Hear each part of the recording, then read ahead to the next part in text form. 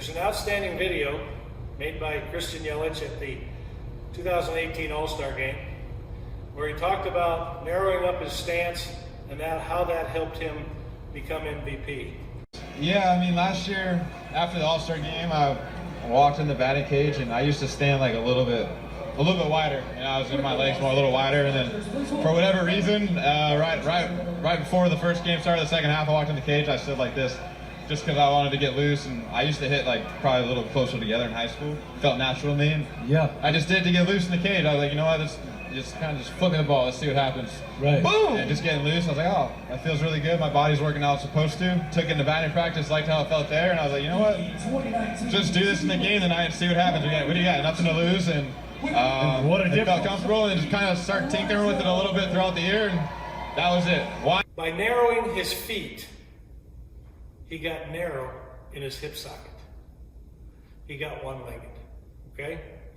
When he was wider, he wanted to get one-legged, but it would take longer.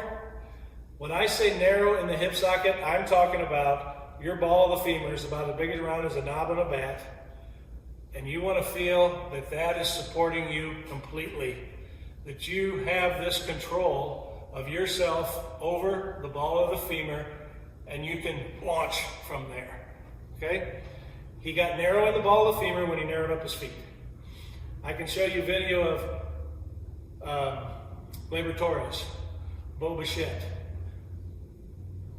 Cody Bellinger, Alex Verdugo, all being narrow, pretty much narrow, as soon as they lift their leg, or even before then in the case of Cody Bellinger. So when Christian was wider, he knows he needs to get into a position like this to swing from. He's moving forward, but he's moving forward in a position like this, okay?